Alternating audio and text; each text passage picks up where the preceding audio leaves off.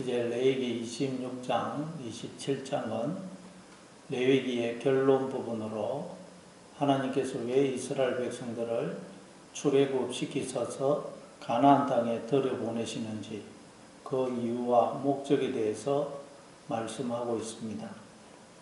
그러니까 하나님께서 왜 우리를 지으시고 부르셨는지, 우리가 이 세상에 태어난 이유와 목적이 무엇인지에 대해서 말씀하고 있습니다. 그럼 하나님이 왜 우리를 이 세상에 태어나게 하신 것일까요?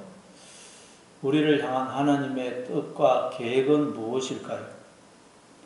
내가 존재하는 이유는 무엇이며, 또 하나님은 내가 어떤 삶을 살기를 원하시는 것일까요?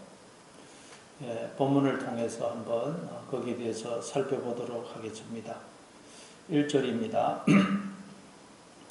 너희는 자기를 위하여 우상을 만들지 말지니 조각한 것이나 주상을 세우지 말며 너희 땅에 조각한 석상을 세우고 그에게 경배하지 말라. 나는 너희의 하나님 여호와임이니라. 하나님은 이스라엘 백성들이 가나안 땅에 들어가서 살게 될 때에 지켜야 될 첫 번째 계명으로 자기를 위하여 우상을 만들지 말라라고 하십니다. 그 당시 하나님을 모르던 모든 인간들처럼 가나안 원주민들도 수많은 우상들을 만들어서 섬기고 있었습니다. 그런데 하나님은 가나안 땅에 들어가서 지켜야 될 첫 번째 계명으로 우상을 만들지 말라고 하십니다. 10계명은 첫 번째가 나 외에 다른 신을 내게 두지 말라고, 두 번째 계명이 우상을 만들지 말라인데, 하나님은 그 두 계명을 합해서 우상을 만들지 말라라고 하십니다. 왜냐하면 다른 신을 두지 않기 위해서는 우상을 만들지 말아야 되기 때문입니다.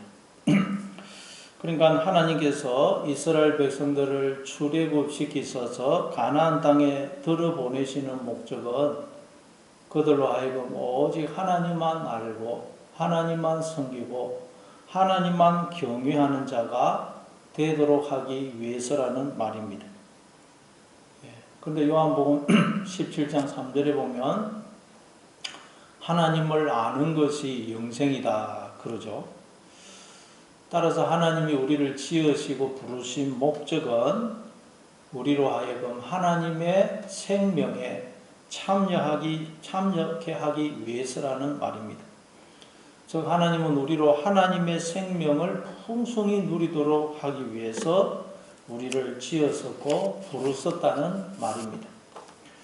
그런데 그러기 위해서는 딱 하나의 조건이 있는데, 그건 우리가 우상을 섬기면 안 된다는 것입니다.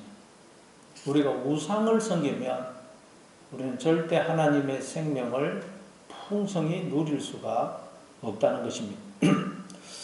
그러니까 여러분, 우리가 지금 하나님의 생명을 풍성히 누리지 못하고 있다 그러면 그 이유는 바로 우리가 우상을 만들어서 섬기고 있기 때문인 것입니다.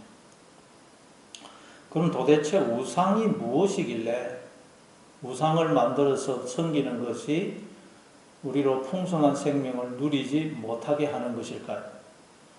여러분, 우상이란 무엇입니까? 첫째, 우상이란 오늘 본문에 보면 인간이 만든 것입니다. 우상이란 하나님이 만든 게 아닙니다. 하나님이 만든 게 아닌데 인간이 만든 것, 그게 우상입니다. 그래서 우상을 만들지 말라 그러면서 조각한 것이나 주상을 세우지 말며 너희 땅에 조각한 석상을 세우고 그에게 경배하지 말라 그러시는 것입니다. 이처럼 우상이란 인간이 만든 것이기 때문에 그것은 우리에게 절대로 생명과 만족과 참된 행복을 줄 수가 없습니다. 그런데도 인간들이 우상을 만들더라는 것. 왜 우상을 만드는 것일까요?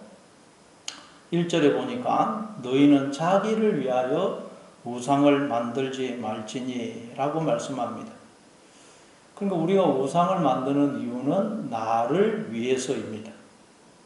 즉 우리가 나를 위해서 살면, 내가 주인이 되고 내가 중심이 되면 우리는 반드시 우상을 만들게 되어 있고, 그러면 우리는 하나님의 생명에서 단절된다는 것입니다.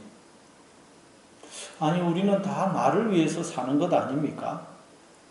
우리가 나를 위해서 살지 않는다면 도대체 누구를 위해서 살아야 된다는 말이죠.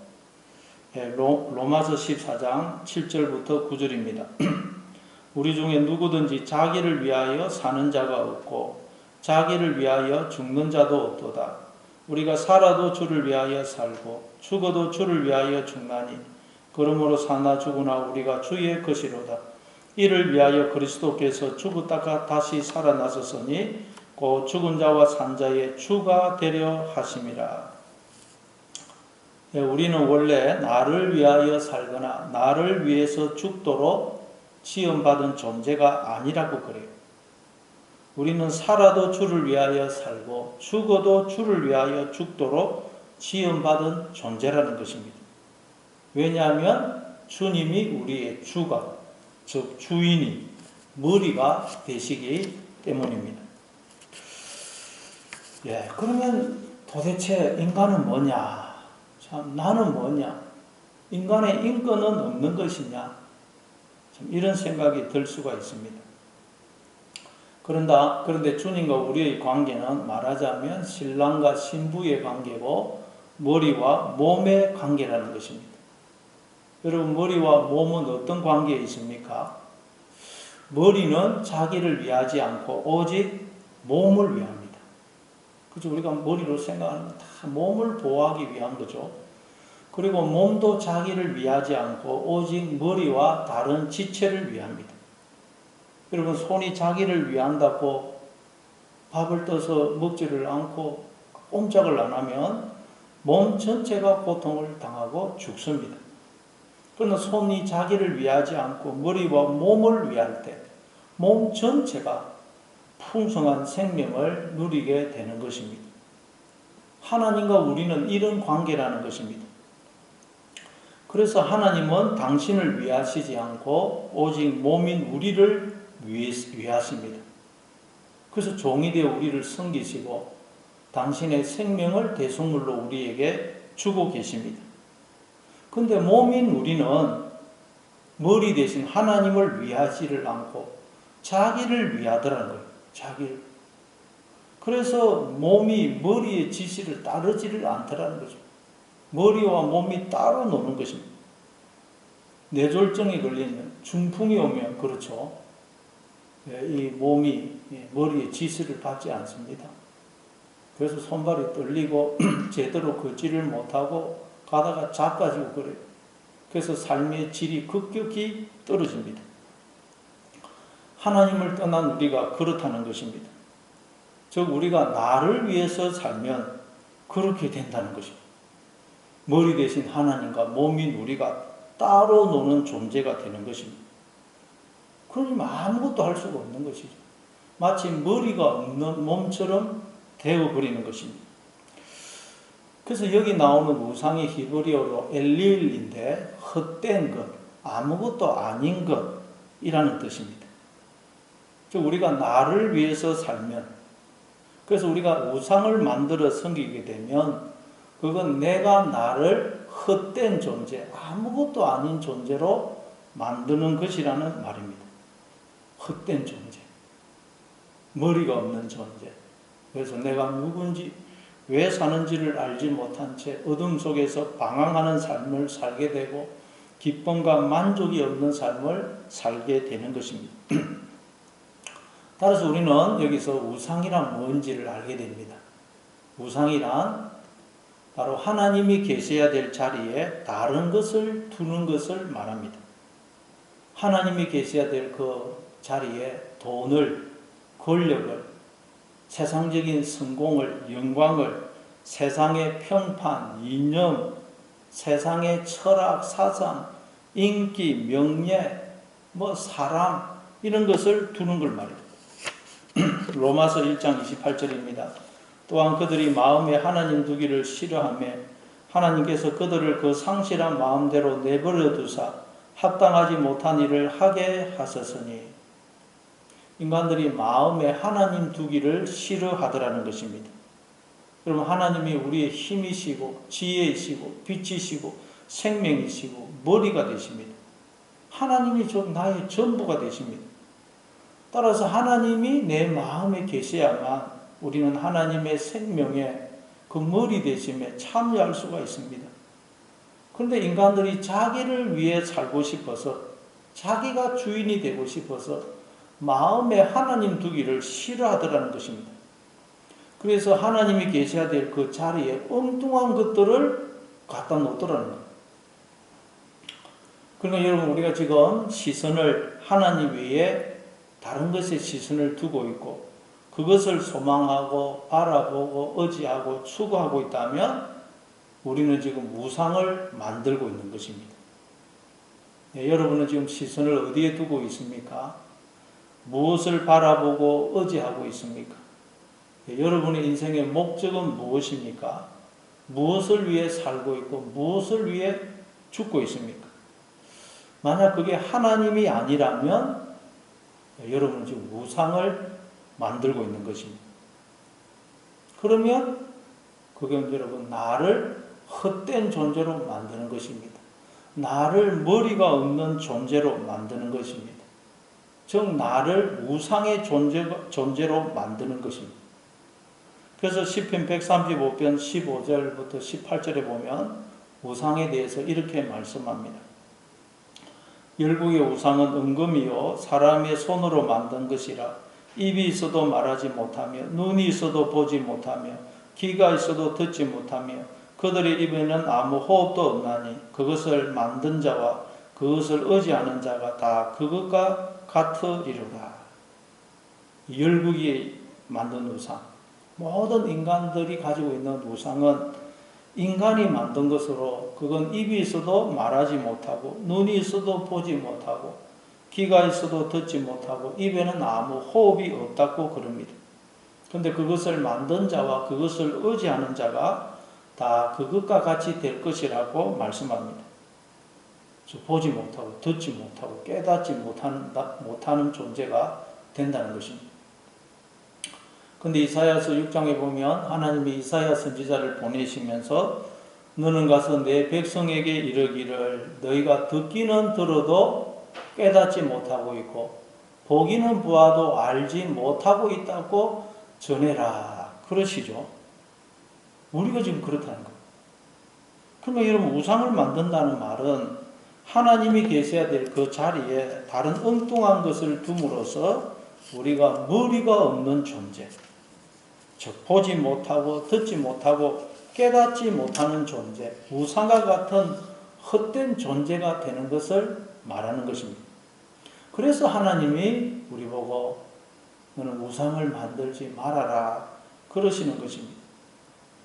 그러니까 하나님 우리 우상을 만들지 말라고 하시는 것은 뭐 질투해서 그러시는 것이 아니고 우리의 생명과 복을 위해서 그러시는 것입니다. 여러분은 하나님의 영광과 하나님의 세계를 보고 있고 하나님의 음성을 듣고 계십니까? 나와 함께 하시는 그 하나님의 손길과 사랑을 느끼고 계십니까? 만약 그렇지 않다면 우상을 만들어서 내가 지금 우상의 존재가 되어 있는 것입니다. 보지 못하고 듣지 못하고 깨닫지 못하는 우상이 되어버린 것입니다. 그런데 예수님이 지극히 작은 자 하나에게 한 것이 있고 내게 대하여 한 것이다. 그렇게 말씀하셨죠. 따라서 우리가 누구를 보든지 그를 하나님의 자녀로 보지 못한다면 그 사람 속에 있는 하나님의 형상을 보지 못한다면 우리는 우상의 존재가 되어 있는 것입니다. 다른 사람이 아픔과 상처, 고통과 신음, 절망을 보지 못하고 듣지 못하고 공감하지 못하고 있다면 우리는 우상의 존재가 되어 있는 것입니다. 나만 잘 먹고 잘 살면 돼. 내 가족만 잘 살면 돼. 내 자녀만 잘 되면 돼. 우리 교회만 잘 되면 돼. 그러고 있다면 우리는 지금 우상을 만들고 있는 것입니다. 나를 우상의 존재로 만들고 있는 것입니다. 그럼 우리는 우상 만드는 것을 멈춰야 됩니다. 내 안에 있는 우상을 다 무너뜨려야 됩니다. 내 안에 있는 그 우상이 나를 헛된 존재로 만드는 것입니다. 그게 하나님의 생명에서 나를 단절시키는 것입니다. 그럼 우리가 어떻게 하면 우상 만드는 것을 멈출 수 있을까요? 내 안에 우뚝 세워져 있는 그 우상을 무너뜨릴 수가 있을까요? 어떻게 하면 우상의 존재로서의 나는 죽고 하나님의 자녀로서의 나, 하나님의 몸으로서의 나로 거듭날 수 있을까요? 그게 2절입니다. 너희는 내 안식일을 지키며 내 성소를 경외하라. 나는 여호와이니라. 우상을 만들지 말라고 하신 하나님은 곧이어서 너희는 내 안식일을 지키며 내 성소를 경외하라 라고 하십니다. 먼저 하나님은 우리에게 너희는 내 안식일, 즉 하나님의 안식일을 지키라고 말씀하십니다. 안식일이란 원래 하나님의 안식일이라는 것입니다. 그러니까 이 말은 우리는 원래 하나님의 안식일로 초대를 받은 것입니다. 즉 우리는 원래 하나님의 안식에 동참하도록 하나님의 안식을 누리도록 지음을 받았고 부름을 받았다는 말이에요. 우리는 다 하나님의 세계 안으로 부름을 받은 것입니다. 따라서 너희는 내 안식일을 지키라는 말은 무슨 뜻이겠어요? 너희는 나의 다스림과 통치를 받아들임으로 날마다 안식을 누리는 삶을 살라는 말이에요. 이게 우리를 지으시고 부르신 하나님의 뜻이고 목적이라는 것입니다. 우리는 여러분 고아처럼 내 인생을 내가 책임지고 내가 나를 보호하느라 수고하고 무거운 짐진 인생을 안 살아도 된다는 것입니다.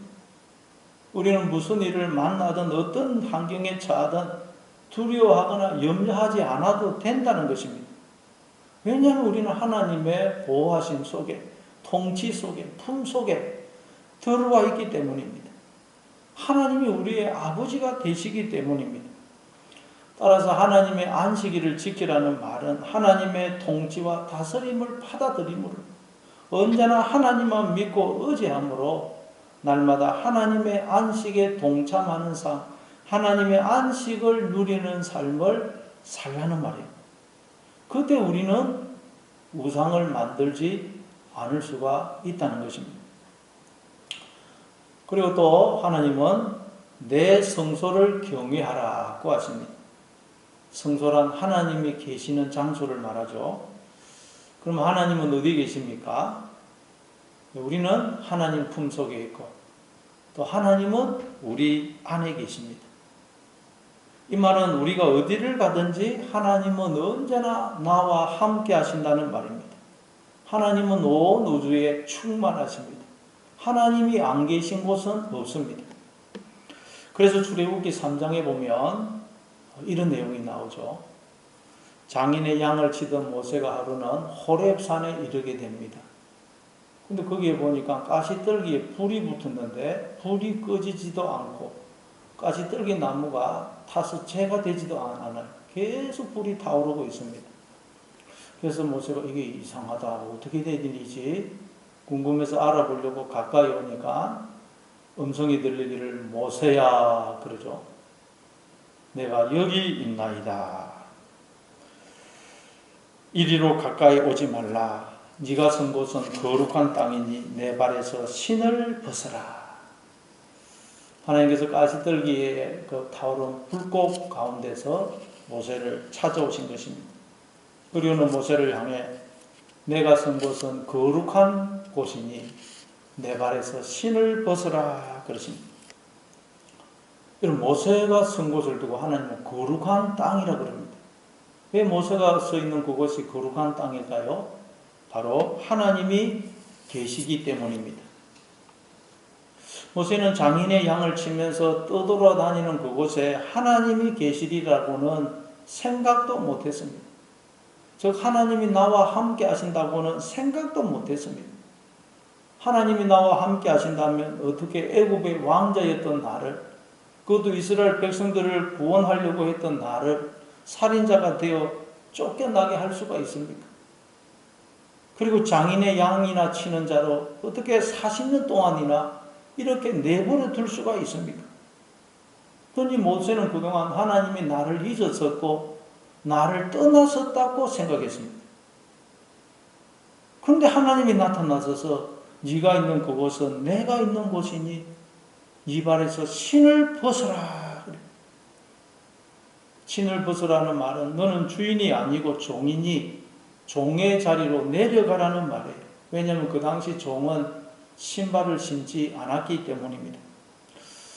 그러니 이때 모세가 얼마나 놀랐겠습니까? 나는 하나님이 나를 잊었었고 나를 떠났었다고 생각했는데 하나님은 언제나 나와 함께 하셨다는 것입니다. 한순간도 나를 잊었었거나 나를 떠나신 적이 없다는 것입니다. 얼마나 모세가 놀랐겠어요. 여러분은 여러분이 있는 그곳이 하나님이 계시는 거룩한 곳임을 알고 계십니까? 내 마음이 하나님이 거하시는 성전이고 또 내 가정이, 내 직장이, 학교가 내가 어디에 있든 내가 있는 그곳이 하나님이 거하시는 거룩한 땅임을 기억하고 계십니까? 하나님이 언제나 나와 함께 하심을 알고 계십니까? 그래서 신발을 벗고 계십니까? 근데 우리가 이걸 잊어버리기 때문에 자꾸 신발을 신고 있어요. 신발. 주인이 되어 있다는 거예요. 그래서 우리가 우상을 만들어서 헛된 존재, 보지 못하고 듣지 못하고 깨닫지 못하는 존재가 되어 있다는 거예요. 여러분, 우리는 하나님이 나와 함께 하신다는 걸 알고 여러분 신발을 벗으세요. 신발. 주인의 지시만 기다리는 종의 자리로 내려가야 됩니다. 오직 하나님만 바라고 의지하는 흙의 자리로 내려가야 됩니다. 그때 우리는 우상을 만들지 않을 수가 있는 것입니다. 우상의 존재가 아닌 하나님의 몸이 되어서 하나님의 생명과 모든 복에 기쁨과 즐거움에 그 하나님의 머리 되심에 참여하게 되는 것입니다. 그래서 오늘 본문에 보면 우상을 만들지 말라고 그러시면서 나는 너희의 하나님 여호와이니라 그러시고 또 내 안식일을 지키며 내 성소를 경외하라 그러시면서 나는 여호와이니라 그러시는 것입니다. 이 말은 여러 번 말씀드렸죠. 나는 너희의 여호와 하나님이다. 나는 너희의 여호와다. 이 말은 나는 너희를 존재케 하며 너희로 생명을 누리게 하는 너희 존재의 뿌리, 본체, 근본, 본질, 머리, 주인이야. 나는 영원토록 너와 함께하는 자야. 이 말이에요.